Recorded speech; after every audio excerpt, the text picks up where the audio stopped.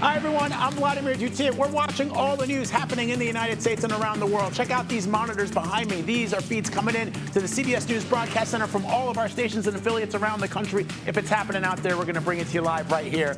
Let's begin. Millions are heading out for the Thanksgiving rush, but some nasty weather is threatening to slow things down. We're going to have your holiday forecast. President-elect Trump doubles down on his day one promise to impose hefty tariffs on Canada, Mexico, and China. The impact it could have on the economy and how those countries are responding. Plus, this hour, the Israeli Security Cabinet is set to meet to discuss a possible ceasefire with Hezbollah as Israel launches a new barrage of missiles in Beirut. We're going to bring you the very latest on the talks. This is CBS News 24/7.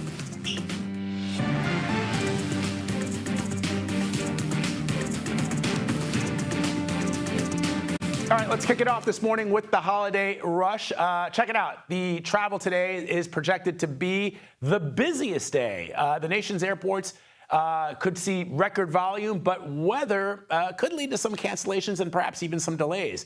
Nearly 80 million Americans are expected to travel this week. More than 18 million of those will be on an airplane.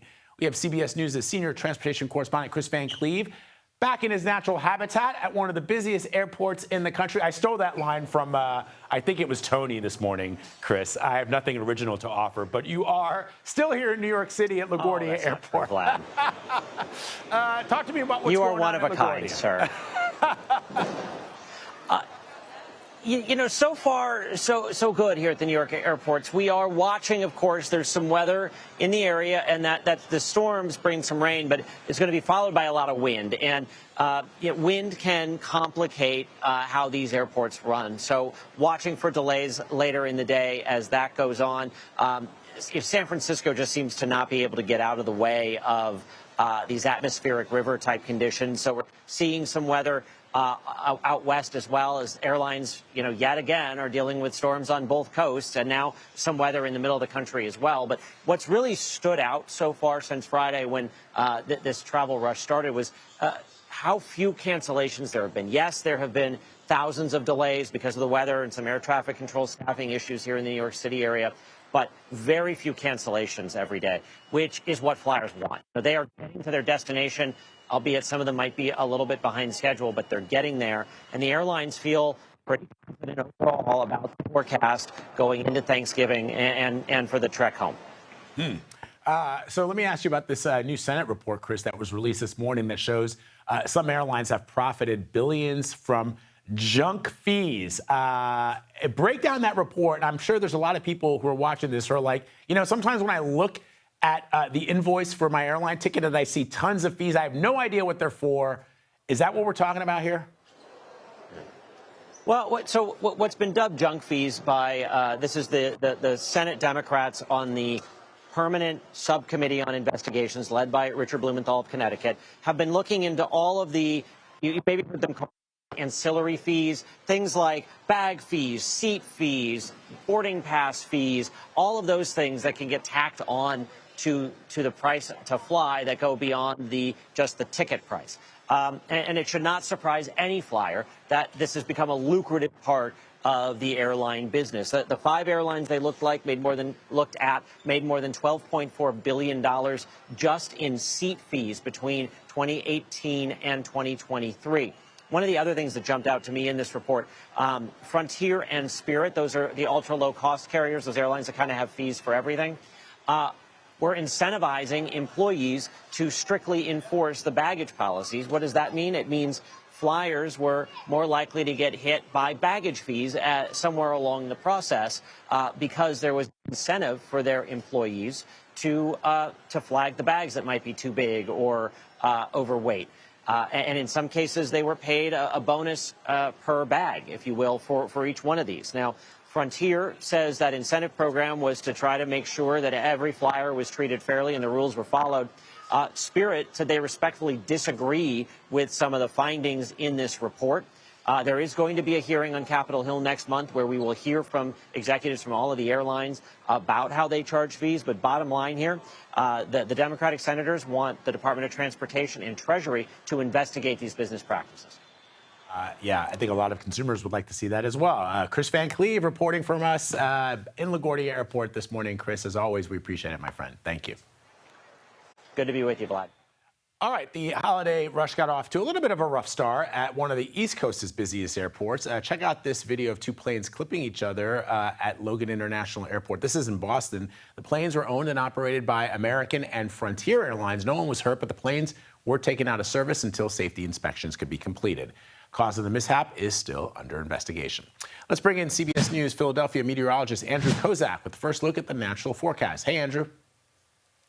Hey, good morning. Yeah, we are looking at some rain across the East Coast, and that is going to affect travelers. Now, we talked about the airports just now, and the good news here is that, yes, while we haven't seen a ton of delays, we are seeing some delays on the roadways. 95 was a virtual parking lot this morning in many areas across the Philadelphia area. That rain continues to move up and to the east. The good news is by the afternoon, we will start to clear things out. But if you're headed to areas like Boston, Cape Cod, and New England, well, this rain is going to impact you for at least the next couple of hours. Let's talk about this afternoon. Once we get that through, we're going to be looking at a much better day. And for many areas across Chicago and into the Midwest, we are actually looking at some really nice weather as we head into the afternoon. What about your Wednesday? Tomorrow is a very big travel day, very nice across the East Coast. We are dealing with a storm system across the upper Midwest. That's going to give some showers, possibly a few delays to Chicago. And the West Coast, after dealing with so much, actually will have a chance to dry out by Wednesday afternoon. Another check of your forecast coming up in just a little bit.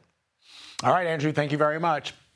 President-elect Donald Trump is threatening to impose tariffs on Mexico, Canada, and China as soon as he takes office in January. In a post on Truth Social, Trump says the tariffs would remain in place, quote, until drugs, in particular fentanyl, and all illegal aliens stop this invasion of our country. I want to bring in CBS News national correspondent Nicole Killian for more on this. So let's talk about these tariffs, Nicole. There's some new CBS polling that sort of shows the disconnect between the understanding of what tariffs are and how people feel about the president-elect and his new policies. On one hand, people want him to implement those policies. On the other hand, it's really difficult to understand that those prices for goods that you pay for at the supermarket or even at a Walmart are going to go up.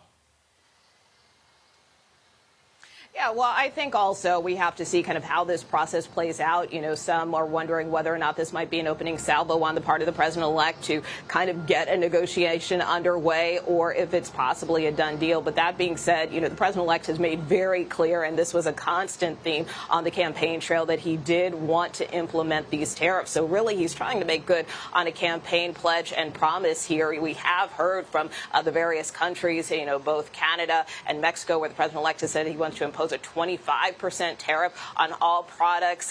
Canadian officials issued a statement saying that they respect the strong relationship that the U.S. and Canada have with respect to trade, but also that they are continuing discussions with the incoming administration. Also, Mexico's president held a press conference just a short time ago where she said she would be sending a letter to the president-elect, also encouraging more dialogue, although she noted that certainly there is concern about the impact that this could have on trade and businesses. And for her part, you know, she said that the Mexican government has been doing a lot with respect to trying to stem the flow of drugs. And that's really kind of at the crux of this in terms of the president-elect's posture here. You know, he says that he kind of wants to put the pressure on these countries because he is concerned about migrants coming into the United States. He is also concerned about drugs like fentanyl, which keep pouring over the border. And so that is really why he kind of wants to pressure these countries to try to stop those things from happening.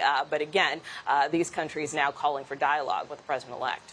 Let me ask you about this. As you know, the judge overseeing the federal election interference case against the president-elect dismissed the charges following a request by the special counsel, Jack Smith. So what does this mean going forward? Well, obviously, you know, the president-elect and his team see this as a major victory. And now, given this decision by Judge Tanya Chutkan to dismiss the election interference case stemming from January 6th altogether, and of course, still with that classified documents case as well, Jack Smith calling for that to be dropped. And now we're really kind of focused on these two criminal cases that remain, both in New York, the so-called hush money case, which next week, actually, Trump's lawyers face a the deadline there to file a motion to dismiss in that case, even though the president-elect was convicted. And then there's also that case down in Georgia, also stemming around election interference, which has been in limbo for the better part of this year and is currently still on hold by an appellate court down in Georgia. So we will have to see how these things play out. But I did talk to a former senior justice official yesterday who told me that, given what happened yesterday, that it's certainly possible these prosecutors and judges are going to take a close look at Jack Smith's filing and the decisions that were rendered yesterday about whether or not they may ultimately follow that same outcome in those two pending cases. Yeah, really important detail there. Nicole Killian for us this morning, reporting from West Palm Beach. Thanks, Nicole. All right, for more on this, let's bring in CBS News congressional correspondent Scott MacFarlane. Scott, so let's talk about the impact that this dismissal could have on some of those other January 6 cases that you've been tracking from the very beginning. Oh, very safe bet that the January 6 defendants who have cases pending are going to use this decision by Jack Smith to try to seek delays in their cases until after Trump takes over as president. Now, it may seem a little bit asymmetrical. Jack Smith's case wasn't a riot case, but ever since Jack Smith started winding down this case against Donald Trump, I have seen a number of January 6 defendants cite that as one of the many reasons they're trying to push all these proceedings back past January 20th. There are sentencing hearings still scheduled for convicted rioters. There are status conferences, arraignments still expected for rioters who've yet to be arrested. Those defendants want to push everything back till January because of the outspoken pledge of pardons by Donald Trump. They think their vindication is coming, and they want to forestall legal proceedings until then, Vlad. Scott, let me ask you about something else. I've seen some reporting from other outlets that the president-elect does intend to investigate, whatever that means, it's not clear, Special Counsel Jack Smith and others on his team. So what does the future hold for the special counsel, and what are you hearing on that? Certainly depends on who gets confirmed as Attorney General. Matt Gaetz, when he was the designee, had pledged investigations, if not a dismantling of federal law enforcement, including prosecutors and the FBI. It also depends if he fires the current FBI director, Christopher Wray, and tries to install somebody different who may put a political crosshair on Jack Smith and his fellow prosecutors. This is an open concern among legal experts with whom we're speaking, with Justice Department sources, that there's going to be some type of investigation, if not retribution, tour by whoever Trump appoints to lead some of these agencies inside the Department of Justice. All right, Scott MacFarlane for us this morning. Thank you, Scott.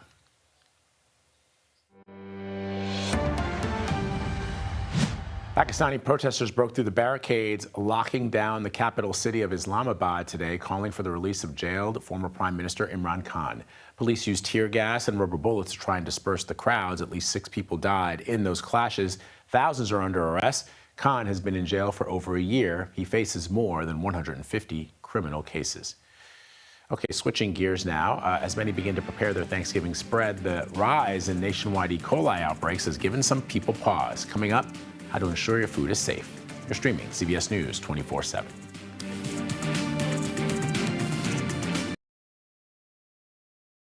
Israel's Security Cabinet is meeting right now to discuss a potential ceasefire deal to halt the conflict between the IDF and Hezbollah. Progress towards a ceasefire has been made in recent weeks, as we've reported, but as leaders prepare to vote, Israel is pummeling Beirut with strikes targeting Hezbollah and warning residents to evacuate central and southern Beirut. CBS News contributor Robert Berger joins me now to talk more about this. Robert, good to see you, my friend. So do these attacks complicate? I think people need to understand the diplomatic efforts and the military efforts. There can be military operations underway even as diplomacy is happening behind the wings. Am I right about that?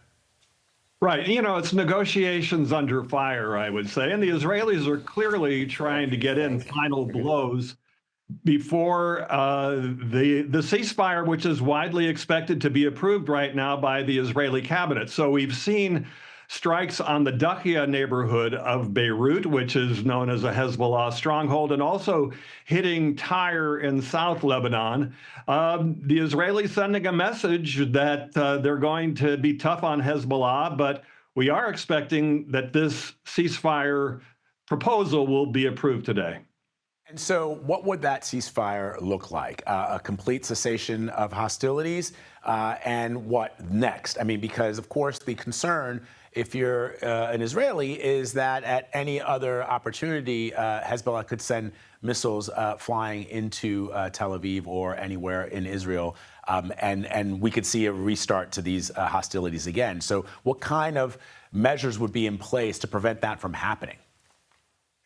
Well, what's happening is that this is going to be a 60-day ceasefire during which Israel will gradually withdraw back to Israel from South Lebanon, and Hezbollah is supposed to withdraw its forces to the Litani River, north of the Litani River, which is about 18 miles from the Israeli border.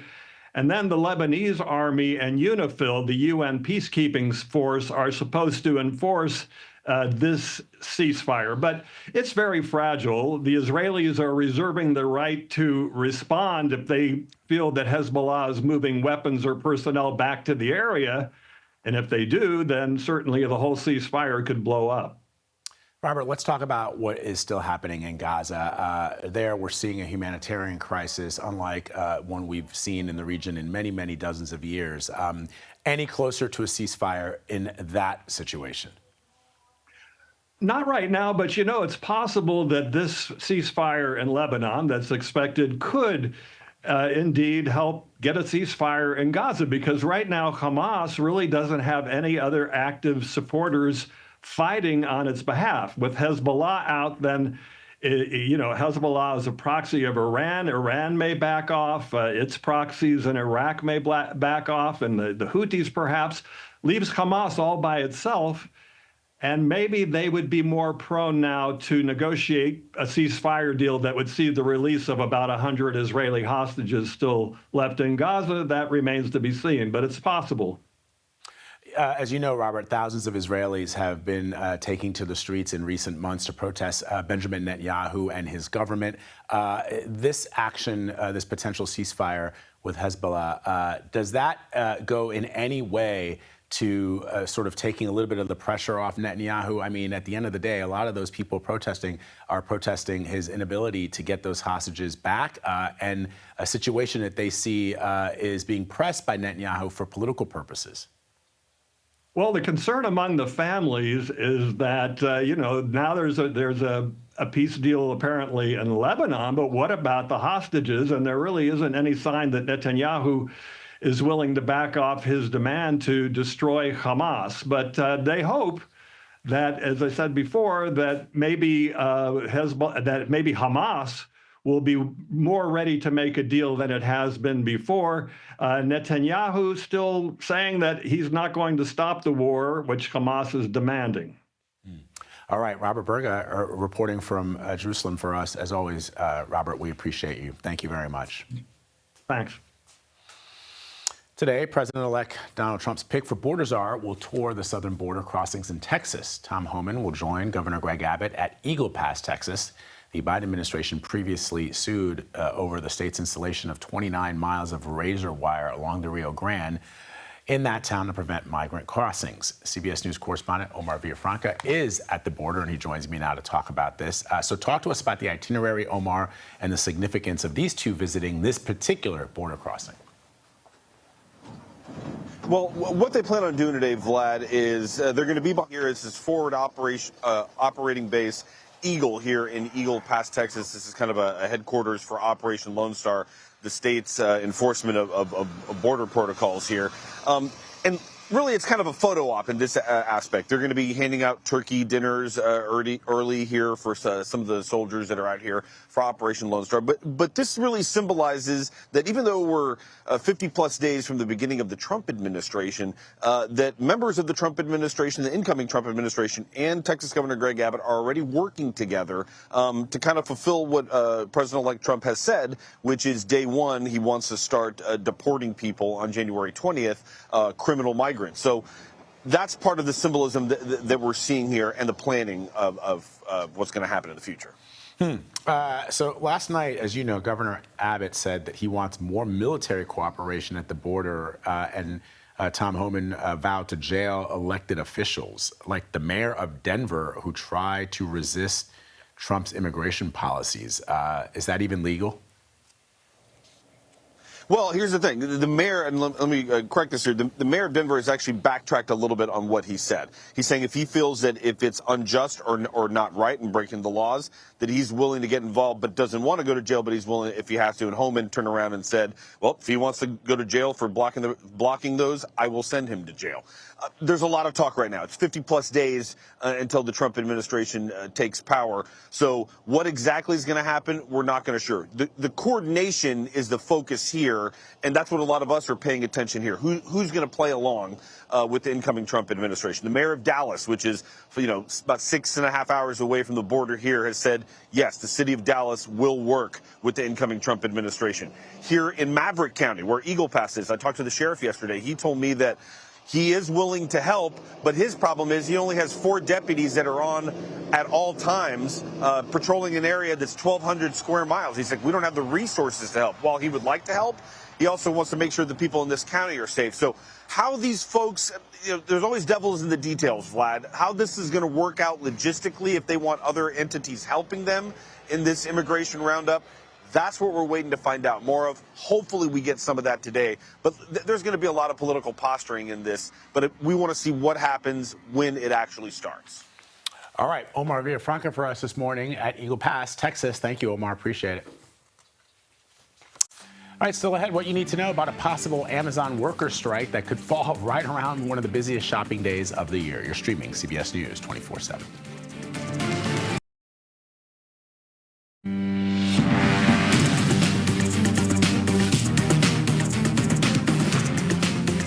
Here is a look at some of the top stories we're following this morning. A Florida jury has sentenced a woman to 25 years in prison for shooting prosecutors claim was racially motivated. Susan Lawrence was convicted in August of shooting and killing her black neighbor, A.J. Owens. Authorities say Owens knocked on Lawrence's door last June after she reportedly scolded Owens' children who were playing nearby. Lawrence, who is white, fired through her screen front door, saying she feared for her life. Amazon workers in more than 20 countries, including the U.S., are reportedly planning to go on strike between 2 of the busiest online shopping days of the year. Organizers say the protests will take place between Black Friday and Cyber Monday. They say the goal is to raise awareness of what they call Amazon's anti-worker and anti-democratic practices. Amazon defended its treatment of employees, saying in a statement, "We are, quote, proud of the competitive pay, comprehensive benefits, and engaging, safe work experience we provide our teams." Walmart is rolling back its DEI policies after coming under attack by conservative activists. The changes include not renewing a 5-year commitment to a racial equity center, pulling out of a prominent gay rights index, and not giving priority treatment to suppliers based on race or gender. And Walmart is just one of the retailers who will need to navigate the new tariffs President-elect Trump says he will impose on day 1 of his administration. Trump promised increases on goods from Mexico, Canada, and China. Walmart's CEO spoke exclusively to CBS Mornings this morning, saying the company has a plan to protect their customers. Now our role, our purpose is to try to keep prices low, to help people save money and enable them to live better. Now, certainly there'll be some occasions where you may see some impact on price, but we'll do everything we can between our suppliers, our supply chain, and do everything we can to help ensure that we're as efficient as possible to keep prices as low as we can. And that's exactly what we do each and every day, including right now in the holidays. All right, let's bring in CBS News Money Watch correspondent Kelly O'Grady. Hey.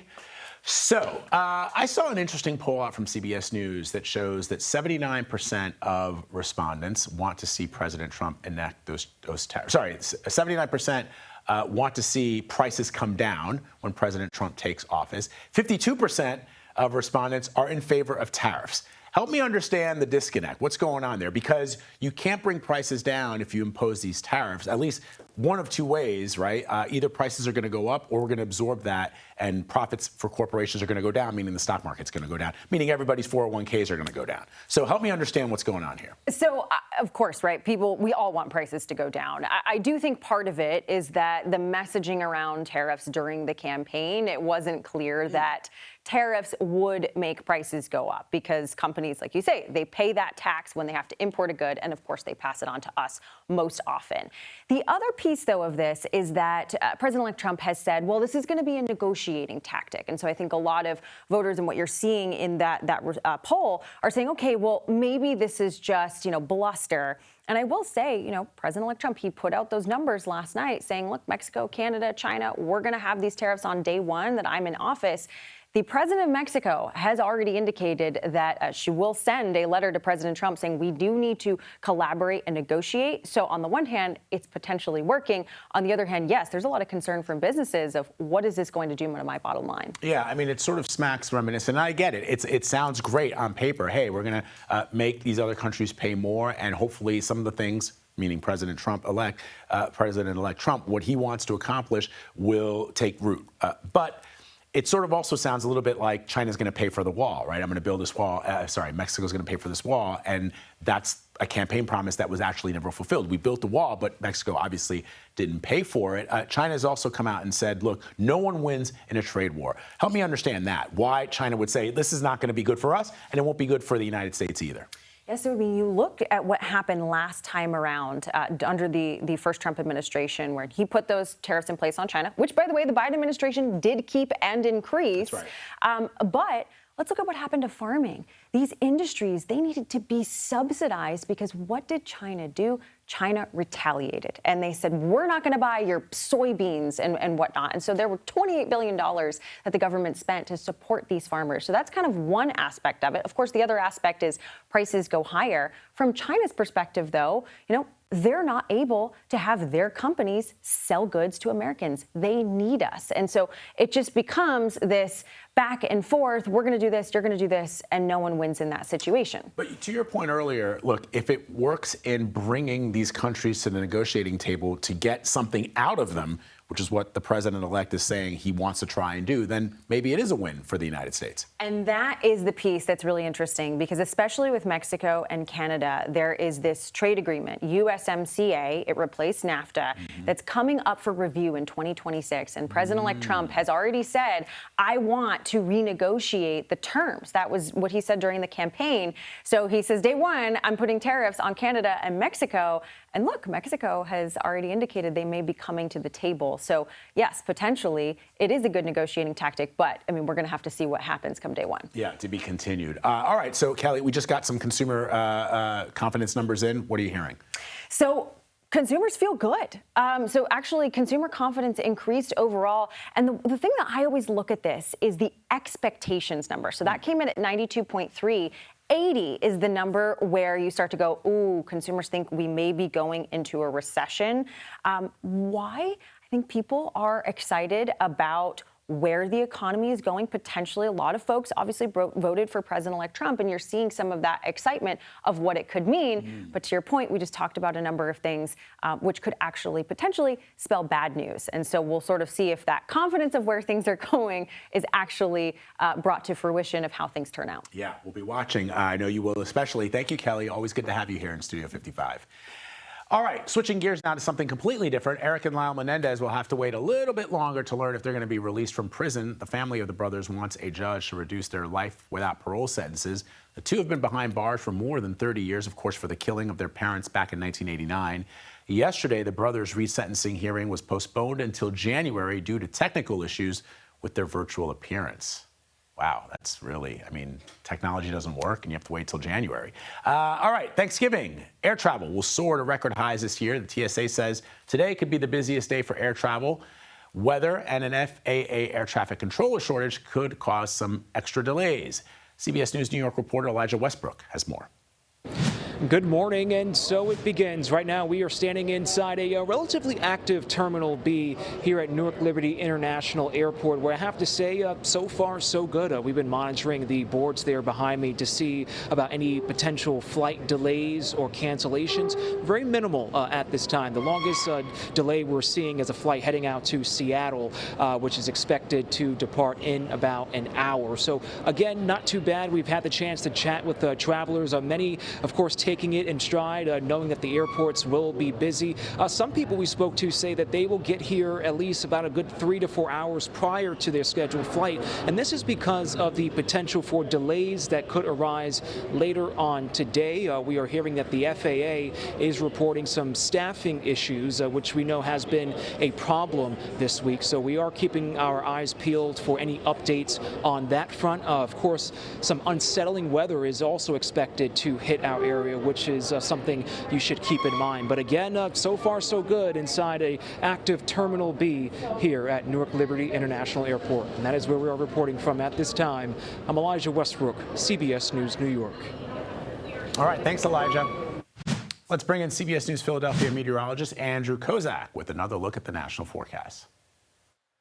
Yeah, Vlad, depending on where you are, it's either a pretty good travel day weather-wise, and a lot of you are looking at some pretty nice weather, but of course, we are looking at some areas of concern. Let's bring the map up and show you what we're looking at here. And this is going to continue to be an issue for the East Coast today as far as rainfall goes. What we're seeing is a large area of clouds across the East Coast. The good news for areas like Philadelphia, New York City, the rain will be over with, so if you have plans to get out this afternoon, it'll be okay. Meantime, the clouds that I'm walking on right now, just to our south, this is going to be the area of concern for areas along I-70, I-80, where we have some rain and snow, higher elevation snow, anywhere about 5,000 to 6,000 feet for Colorado.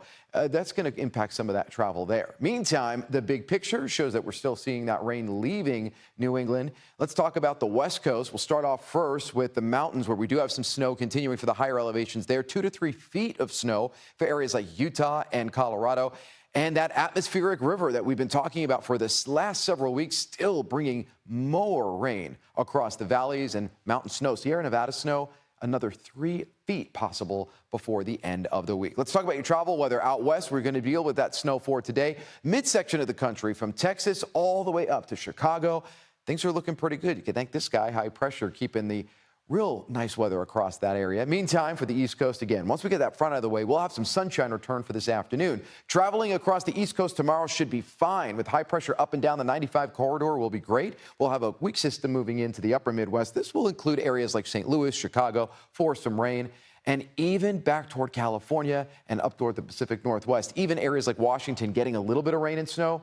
It's not going to slow you down as much on Wednesday with lighter amounts. So tomorrow's not going to be a bad travel day. Big picture for Thanksgiving. I want to say the eastern area, we'll say 1/3 of the country, you're going to have to deal with some rain, maybe a soaking rain across New England and the Northeast on Thanksgiving, unfortunately. But for most areas, the western 2/3 of the country, we're going to have mostly sunny to partly cloudy skies, dry, and yes, chilly, especially for the northern plains. We're going to have temperatures, Vlad, anywhere between 10 and 20 degrees below average for a large portion of the country as we head toward the end of the week. All right, Andrew, thank you very much. Federal authorities are alert ahead of the annual Thanksgiving Day parade in New York City. Details from the FBI's threat assessment next. You're streaming CBS News 24/7.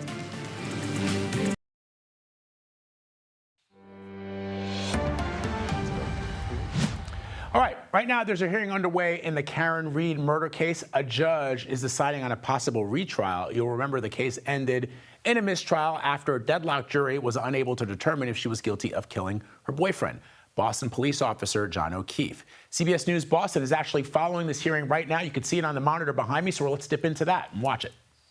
Or reconsider the motion or the extent of the motion. I've had an opportunity to listen to the hearing.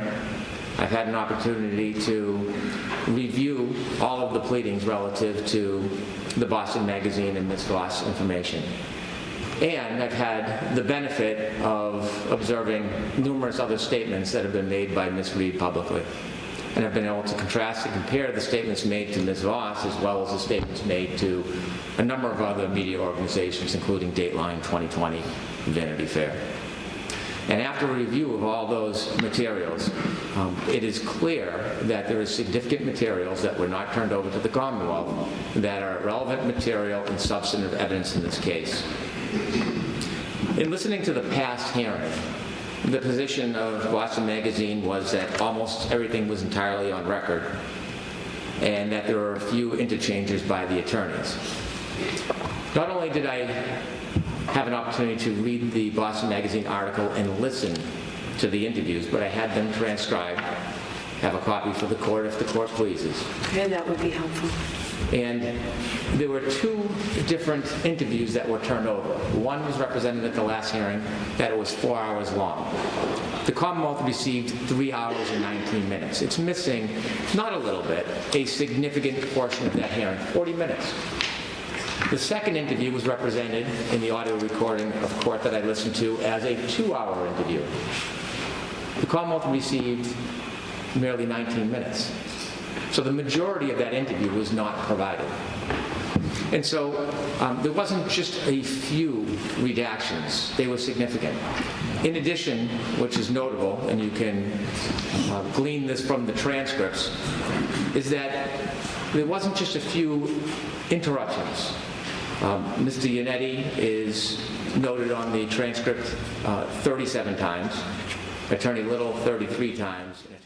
All right, that's just a little flavor of what's happening right now in a Boston courtroom. Of course, you can watch more of the hearings and get updates throughout the day on CBS News Boston. A woman in custody this morning for her alleged involvement in a deadly road rage shooting in Las Vegas. Metro Police say the woman shot a man in his 50s after a brief road rage incident. The victim was reportedly an Uber driver with 2 passengers in the car. The victim tried to respond with a firearm of his own but collapsed before being able to use it. A new terror warning has been sent to law enforcement ahead of this year's Macy's Thanksgiving Day Parade. The FBI and Department of Homeland Security memo suggest there is no specific threat for the 98th annual celebration in New York City, but there are serious concerns about lone wolf attackers, among others. Safety precautions are already being stepped up for this year, and the NYPD is on high alert. All right, today is the busiest day of the year for the largest produce market in New York. About 30 million pounds of produce is distributed in the tri-state area. CBS New York reporter Christina Fan shows us the secret behind your holiday meal. Good morning. About 90% of what New Yorkers eat on Thanksgiving comes from the Hunts Point produce market, and that is why you see people hard at work here this morning. We're going to walk you around and show you the scene. Tuesday is the busiest day of the year here. You have people working 12-hour shifts loading and unloading pallets onto these tractor trailers. About 30 million pounds of food will be distributed to tri-state area supermarkets, retail outlets, and restaurants so families can buy their Thanksgiving essentials. Pretty much everything except for your Thanksgiving Day turkey originates from this wholesale warehouse. Items like sweet potatoes, cranberries, corn, onions, and apples. As for the cost of your holiday dinner this year, New Yorkers will see a dip in their grocery bills. The American Farm Bureau Federation finds that a classic feast for 10 will run you about $58 this year. That is down 5% from last year, but still 19% higher than 5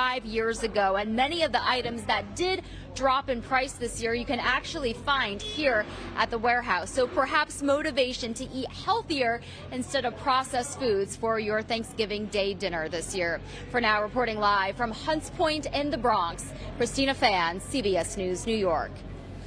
The Bronx. All right, as you prepare to chow down on your Thanksgiving feast, recent outbreaks of E. coli and other foodborne illnesses may have left many wondering if the food they're eating is safe.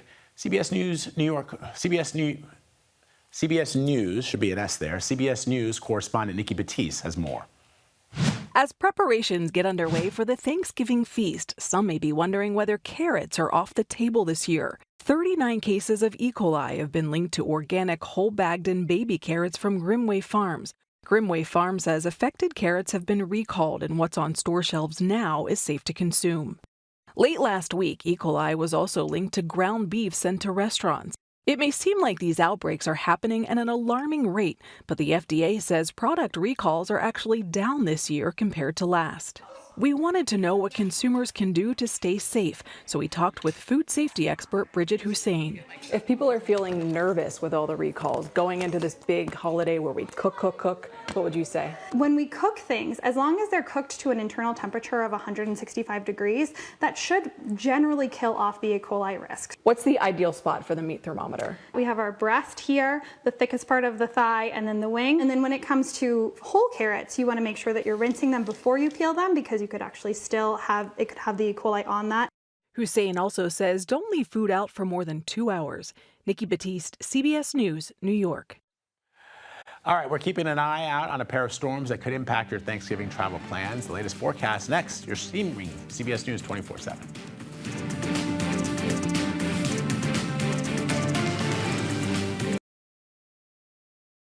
for now, let's move on to this. You've all been waiting for this dictionary.com moment. They have just unveiled the 2024 word of the year. Is it brat? Is it brat? Oh. Maybe. No, it's not. I'm told it's not. See how I do my makeup for work? Very demure, very mindful. Oh, it's demure. I love it. Very demure, very mindful. Ryan, very cutesy. Very demure, very mindful, very cutesy. That word demure took social media by storm. It exploded in popularity after TikToker Jules LeBron, you just saw Jules there, used it. The site said there was a, quote, meteoric rise in use of the word this year. In case you need a refresher on what demure means, you're looking at it. No. Why are you laughing? Dictionary.com, though, defines it as, quote, characterized by shyness and modesty, also reserved. No. Very demure, very mindful, very cutesy. That does it for me. But stay right where you are after the break. Elizabeth Cook, also very demure, also very mindful, is live from San Francisco with all the breaking news from coast to coast. This is CBS News 24/7.